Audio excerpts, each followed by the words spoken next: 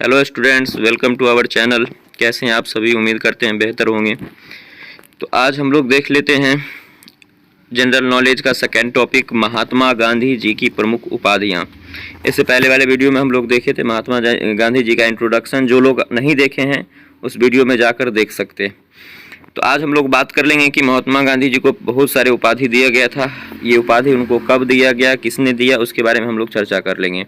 तो सबसे पहला जो है इसमें राष्ट्रपिता की उपाधि है। क्या है? राष्ट्रपिता की उपाधि। राष्ट्रपिता की उपाधि उनको कौन दिए थे?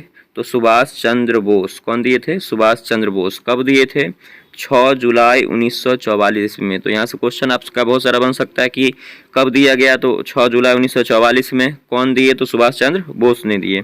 उसके बाद अगर हम बात कर लें कि ये कब दिए थे, मतलब किस स्थिति में दिए थे, तो ये जो है रंगून रेडियो से एक प्रसारण हुआ था। भावनात्मक अपील में उन्होंने कहा था, राष्ट्रपिता हम भारत के इस पवित्र मुक्ति युद्ध में आपका आशीर्वाद और शुभ कामना चाहते हैं। तो एक रेडियो था रंगून रेडियो, इसका एक प्रसारण था, उसमें सुभाष चंद्र बोस ने उनको राष्ट्रपिता कहा था। ठीक है।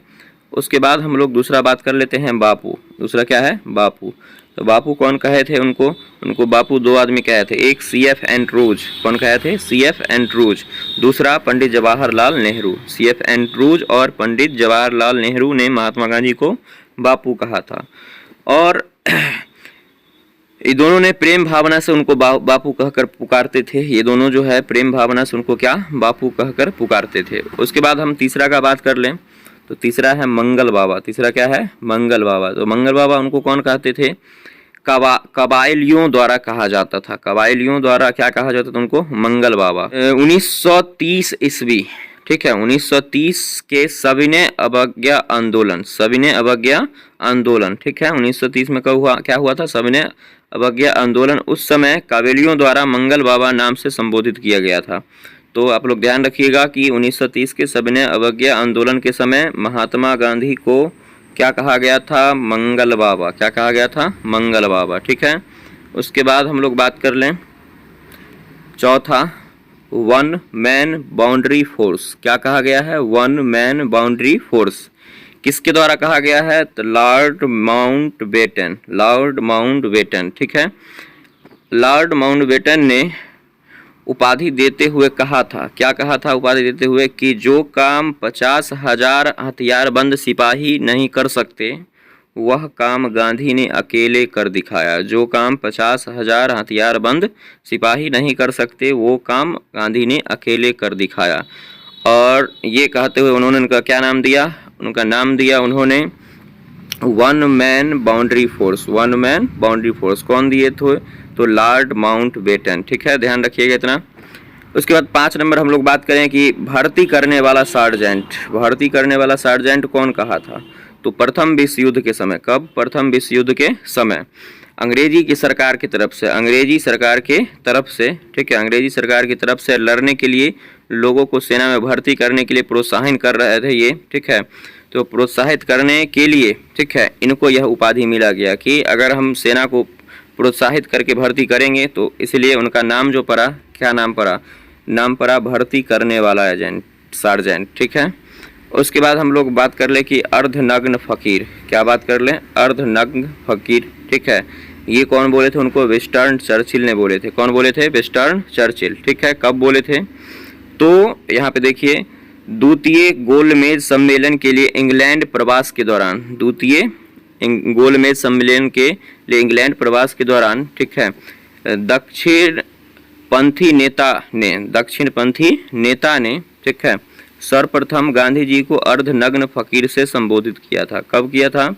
तो द्वितीय गोलमेज सम्मेलन के समय, ठीक है, के लिए प्रवास के लिए दक्षिणपंथी गांधी नेता जो भी है, दक्षिणपंथी नेता जो हैं, वो सर्वप्रथम गांधी जी को अर्धनग्न फकीर से संबोधित किए थे। उसके बाद हम लोग बात करें सतमा, ठीक है, तो सतमा है सेवाग्राम का संत। सेवाग्राम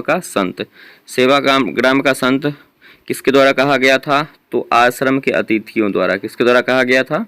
आश्रम के अतिथियों द्वारा। आश्रम में गांधी की सेवा भावना से प्रभावित होकर आश्रम जो उनका था उसमें जो भी अतिथि आते थे उनकी सेवा भावना से प्रभावित होने पर अतिथियों ने उन्हें संबोधित इस बात से किया था। किस बात से संबोधित किया था? तो सेवाग्राम का संत, सेवाग्राम का संत। उसके बाद हम लोग बात कर लें 8 नंबर। तो 8 नंबर में है भंगी शिरोमणि। 8 नंबर में क्या है? भंगी शिरोमणि। भंगी शिरोमणि किनके द्वारा कहा गया था? दक्षिण अफ्रीका के प्रवास के दौरान। कब कहा गया था? दक्षिण अफ्रीका के प्रवास के दौरान। महात्मा गांधी ने स्वयं मेहतर का कार्य करते थे। महात्मा गांधी स्वयं किसका कार्य करते थे? मेहतर का कार्य करते थे। इसलिए उन्हें मित्र प्रेम बस भंगी शिरोमणि से संबोधित करते थे। तो उनके मित्र जो थे वो प्रेम बस उनको क्या कहा करते थे? भंगी शिरोमणि। ठीक है। और ये कब कहा करते थे? तो जब वो मेहतर का कार्य करते थे इसीलिए। ठीक है। अब हम लोग बात कर लें कूली बैरिस्टर। क्या है 9वां? Coolie barrister. कूली बैरिस्टर किसके द्वारा कहा गया है? तो दक्षिण अफ्रीका के अंग्रेज मजिस्ट्रेट द्वारा। दक्षिण अफ्रीका के अंग्रेज मजिस्ट्रेट द्वारा। दक्षिण अफ्रीका के अंग्रेज मजिस्ट्रेट ने, ठीक है, वह वकील ने उन्हें इस नाम से संबोधित किया। किस नाम से? तो यहाँ पे आपका लिखा हुआ है कूली बैरिस्टर। क्या लिखा हुआ है? Coolie barrister. कौन संबोधित करते थे इस नाम से? दक्षिण अफ्रीका के मजिस्ट्रेट व वकील। दक्षिण अफ्रीका के मजिस्ट्रेट व वकील। उसके बाद हम बात कर लें करमवीर। क्या है? करमवीर। तो करमवीर कौन कहते थे? दक्षिण अफ्रीका के सहयोगी। उनके जो भी दक्षिण अफ्रीका में सहयोगी थे उनको क्या कहते थे? करमवीर।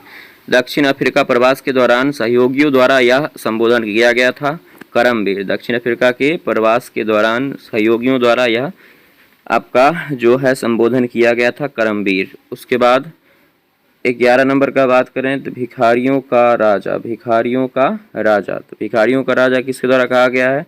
पंडित मदन मोहन मालवीय। पंडित मदन मोहन मालवीय। गांधी जी को इस उपाधि से भी संबोधित किया गया था। ठीक है। किसके द्वारा संबोधित किया गया था? पंडित मदन मोहन मालवीय के द्वारा। किसके द्वारा संबोधित किया गया था? भिखारियों का राजा। भिखारियों का राजा पंडित मदन मोहन मालवीय द्वारा। उसके बाद हम लोग बात करें 2 महात्मा। किसका बात कर ले हम लोग? 2 महात्मा। तो 2 महात्मा उनको कौन कहे थे? 2 महात्मा कहे थे सरोजिनी नायडू। कौन कहे थे? सरोजिनी नायडू। गांधी जी व इरविन को संबोधित किया था। गांधी जी व इरविन दोनों को इस संबोधन से संबोधित किया था 2 महात्मा। एक महात्मा गांधी जी हो गए और दूसरा महात्मा कौन? इरविन हो गए। इसलिए इनको 2 महात्मा कहा गया था। उसके बाद हम लोग बात करें कैसरे हिंद। कैसरे हिंद से संबोधित कौन किया था? प्रथम विश्व युद्ध के समय। प्रथम विश्व युद्ध के समय ब्रिटिश सरकार की सहायता के उपलक्ष्य में उन्हें यह उपाधि दिया गया था। ब्रिटिश सरकार की सहायता के उपलक्ष्य में क्या उपाधि मिला था उनको? कैसरे हिंद का। किसका उपाधि मिला था? कैसरे हिंद का। उसके बाद हम लोग बात करें देशद्रोही फकीर। देशद्रोही फकीर। तो देशद्रोही फकीर का जो उपाधि है वो भी मिला था विंस्टन चर्चिल। ध्यान रखिएगा, विंस्टन चर्चिल के द्वारा 2 यहाँ पे उपाधि मिला है। एक उससे पहले बताए थे आपको कि अर्धनग्न फकीर भी विंस्टन चर्चिल के द्वारा दिया गया था और देशद्रोही फकीर भी विंस्टन चर्चिल के द्वारा दिया गया है। ये कब दिया गया था? तो ब्रिटिश सरकार की आलोचना करते हुए चर्चिल ने कहा वह देशद्रोही क्या है? फकीर है। ब्रिटिश सरकार का आलोचना करते हुए उन्होंने कहा था वह देशद्रोही क्या है? फकीर है। किनको कहा था? महात्मा गांधी जी को। तो ये इनका प्रमुख उपाधि था जो अक्सर एग्जाम में पूछा जाता है। ठीक है। और अगर आपको वीडियो अच्छा लगे तो प्लीज़ लाइक शेयर सब्सक्राइब कर देंगे आप लोग। ठीक है। Thank you.